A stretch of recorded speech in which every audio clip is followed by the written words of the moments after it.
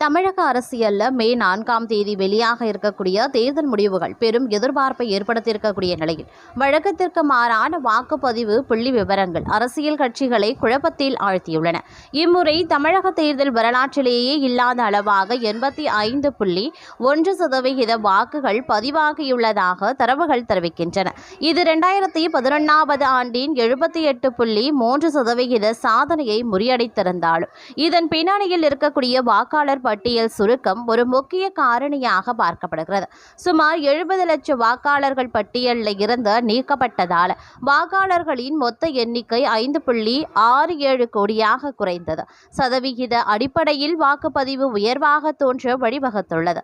அந்த அதீத வாக்குப்பதிவு யாருக்கு சாதகமாக அமையும் என்கிற கணக்கீடுகளில் திமுக மற்றும் அதிமுக ஆகிய இரு திராவிட கட்சிகளும் தீவிரமாகவே ஈடுபட்டுள்ளன. கோடை வெயிலின் தாக்கம் மற்றும் தேர்தல் களைப்பை தவிர்க்க முக்கிய புள்ளிகள் மலைவாஸ்தலங்களுக்கும் வெளிநாடுகளுக்கும் சென்றுள்ள நிலையில் மே 3ஆம் தேதி அவர்கள் தமிழகம் திரும்ப உள்ளனர். அதே சமயம் தங்களின் அரசியல் எதிர்காலம் மற்றும் ஆட்சி அமைப்பதில் எவ்வித சிக்கலும் வந்துவிடக்கூடாது என்பதில் ஆளுங்கட்சி அமைச்சர்கள் மிகுந்த கவனத்துடன் செயல்பட்டு வருகின்றனர். விசேஷ பூஜைகளும் வழிபாடுகளும் இத்தேர்தலில் ஒரு முக்கிய அங்கமாக மாறியுள்ளன. பகுத்தறிவு மற்றும் பெரியாரி கொள்கைகளை பேசும் திமுகவின் மூத்த அமைச்சர்களான துரைமுருகன், KN நேரு, பெரியசாமி உள்ளிட்ட பலரும் ரகசியமான ஆன்மீக பயணங்களை மேற்கொண்டு வருகின்றனர். குறிப்பாக அமைச்சர் மூர்த்தி காசி விஸ்வநாதரை தரிசித்துவிட்டு திரும்பியிருப்பது அரசியல் வட்டாரத்தில் பேசுபொருளாகியுள்ளது. தனி பெரும்பான்மையுடன் மீண்டும் ஆட்சி அமைய வேண்டும் மற்றும் சொந்த தொகுதியில் வெற்றி உறுதிபட வேண்டும் என்பதே இவர்களின் வேண்டுதல்களின் சாரமாகவே இருக்கின்றது. திமுக தலைமை கொள்கை ரீதியாக ஆதிக்கத்தை வெளிக்காட்டாக்கொள்ளாவிட்டாலும் அக்கட்சியின் 2ஆம் கட்ட தலைவர்களில் பெரும்பாலானோர் ஜோதிடம் மற்றும் கடவுள் நம்பிக்கையில் ஊறிப்போயுள்ளதை இத்தகைய நடவடிக்கைகள் உறுதிப்படுத்துகின்றன. அறிவாலய உடன்பிறப்புகளின் தகவல் படி தொங்கு சட்டமன்றம் அமைந்துவிடக்கூடாது என்கிற அச்சம் ஒருபுறம் இருந்தாலும் ஆன்மீக பலத்தோடு மே 4ஆம் தேதியை எதிர்கொள்ள அமைச்சர்கள் தயாராகி வருகின்றனர். எது எப்படியோ மக்களின் தீர்ப்பும் தெய்வங்களின் ஆசையும் யாருக்கு இருக்கிறது என்பதை இன்னும் சில தினங்களில் நமக்கு தெரிந்துவிடும். அதே நேரம் மற்றொரு புறம் பார்க்கும் பொழுது அதிமுக முன்னாள் MP KC பழனிசாமி அக்கட்சியின் பொதுச் செயலாளர் எடப்பாடி பழனிசாமி மீது முன்வைத்திருக்கக்கூடிய கடுமையான விமர்சனங்கள் தமிழக அரசியலில் பெரும் பரபரப்பை ஏற்படுத்தியுள்ளன. இது குறித்து அவர் தனது எக்ஸ் பக்கத்தில் வெளியிட்டிருக்கக்கூடிய பதிவில் 2024 நாடாளுமன்ற தேர்தலுக்கு பிறகு அதிமுகவை ஒன்றிணைத்தால் மட்டுமே 2026 சட்டமன்ற தேர்தலில் வெற்றி பெற முடியும் என்ற தனது கருத்தை எடப்பாடி பழனிசாமி அலட்சியப்படுத்தியதாக குறிப்பிட்டுள்ளார்.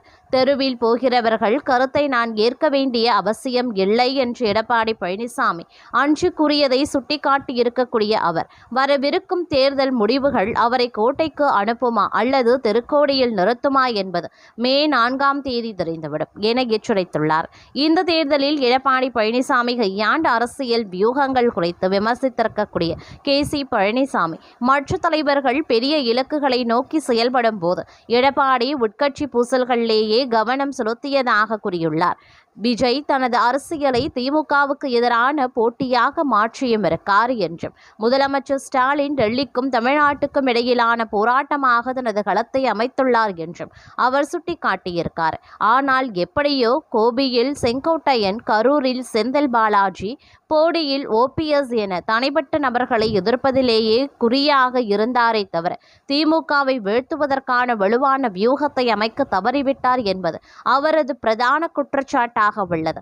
தன்னை மட்டுமே முன்னிறுத்தி கொண்டு தான் மட்டுமே அதிமுக என்பதை நிரூபிக்கும் முயற்சியில் எடப்பாடி பழனிசாமி ஈடுபட்டதாக கூறும் KC பழனிசாமி இதற்கான இறுதி தீர்ப்பு தேர்தல் முடிவுகளில் எதிரொலிக்கும் என தெரிவித்துள்ளார்.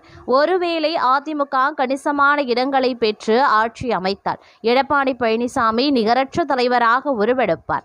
மாறாக ஆட்சி அமைக்க தவறினால் அதிமுகவில் தலைமை மாற்றம் ஏற்படுவது தவிர்க்க முடியாத ஒன்றாகிவிடும் என்றும் அவர் தனது பதிவில் பதிவில் அதிரடியாகவே குறிப்பிட்டிருந்தார்.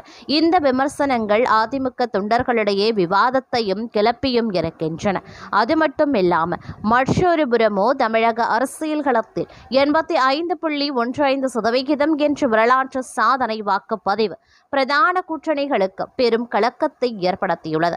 2021 ஆண்டின் 78.3% சாதனையை முறியடித்திருக்கக்கூடிய இந்த எழுச்சி ஆளுங்கட்சி மற்றும் எதிர்கட்சி ஆகிய இரு தரப்புக்கும் சாதகமானதா அல்லது பாதகமானதா என்ற விவாதம் ஒருபுறம் இருக்க, கூட்டணி கட்சிகளின் நிலைதான் இப்போது கவலைக்கிடமாக மாறியுள்ளது. குறிப்பாக எடப்பாடி பழனிசாமியின் தலைமைக்கு இது ஒரு வாழ்வா சாவா போராட்டமாக அமைந்திருக்கக்கூடிய நிலையில் இந்த தேர்தல் முடிவுகள் அதிமுகவின் எதிர்காலத்தையும் அதன் ஒற்றை தலைமை அங்கீகாரத்தையும் தீர்மானிக்கும் முக்கிய காரணியாக பார்க்கப்படுகிறது. அதிமுக கூட்டணியில் பெரும் எதிர்பார்ப்புடன் களம் கண்ட பாமக மற்றும் தமாக ஆகிய கட்சிகள் தங்களுக்கு கிடைத்துள்ள முதற்கட்ட தரவுகளால் கடும் அதிருப்தியில் உள்ளன. 18 தொகுதிகளில் போட்டியிட்ட பாமகவிற்கு வெறும் 2 இடங்களில் மட்டுமே வெற்றி வாய்ப்பு உறுதியாக தெரிவதாகவும், ஜி.கே. வாசனின் தமாக போட்டியிட்ட 5 இடங்களிலையும் வெற்றி பெறுவது கடினம் என்றும் தகவல்கள் கசிந்துள்ளன. வேட்பாளர்களிடம் நடத்தப்பட்ட ஆலோசனைகளில் ஒருமித்த நம்பிக்கை கிடைக்காதது அன்புமணி ராமதாஸ் மற்றும் ஜி.கே. வாசன் ஆகியோரை கடும் அதிர்ச்சியில் ஆழ்த்தியுள்ளது. இதே நிலைதான் திமுக கூட்டணியிலையும் நீடிக்கிறது. 8 இடங்கள்ல போட்டியிட்ட விடுதலை சிறுத்தைகள் கட்சிக்கு 2 இடங்களும் 10 இடங்களில் களம் கண்ட தேமுதிகவுக்கு வெறும் 1 இடமும் மட்டுமே வெற்றி பெற வாய்ப்புள்ளதாக கூறப்படுகிறது. பெரிய கட்சிகளின் நிழலில் பாதுகாப்பாக வெற்றி பெற்று விடலாம் என்று நம்பியிருந்த தோழமை கட்சிகளுக்கு கள நிலவரம் முற்றிலும் வேறாகவே மாறியுள்ளது. பல தொகுதிகளில் இழுபறி நீடிப்பது கூட்டணி கட்சி தலைவர்களிடையே ஒருவித வெறுமையையும் அரசியல் நிச்சயமற்ற தன்மையையும் உருவாக்கியுள்ளது. இந்த ஒட்டுமொத்த தடுமாற்றத்திற்கும் நடிகர் விஜயின் தமிழக வெற்றி கழகமே முக்கிய காரணமாகவே அமைந்தும் இருக்கின்றன.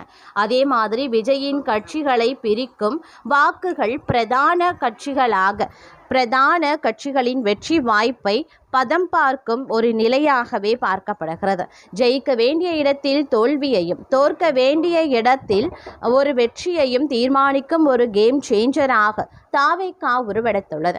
வாக்குப்பதிவு சதவிகிதம் அதிகரித்திருப்பதும் அது யாருடைய வாக்குகளை சிதறடிக்கிறது என்பதும் தேர்தல் முடிவுகளுக்கு பிறகு தமிழக அரசியலில் ஒரு மிகப்பெரிய மாற்றத்தை ஏற்படுத்தும் என்பதில் எவ்வித ஐயமும் இல்லை அப்படின்னே சொல்லலாம். தமிழக வெற்றி கழகம் அதிகப்படியான தொகுதிகளை கைப்பற்றி ஆட்சி கட்டிலில் அமரும் என்ற உறுதியான நம்பிக்கையில் இருக்கக்கூடிய நிலையில் சமீபத்தில் சமூக வலைதளங்களில் வெளியான சாதகமான வீடியோக்கள் அக்கட்சியின் தலைவர் விஜய்க்கு கூடுதல் உத்வேகத்தை அளித்துள்ளன.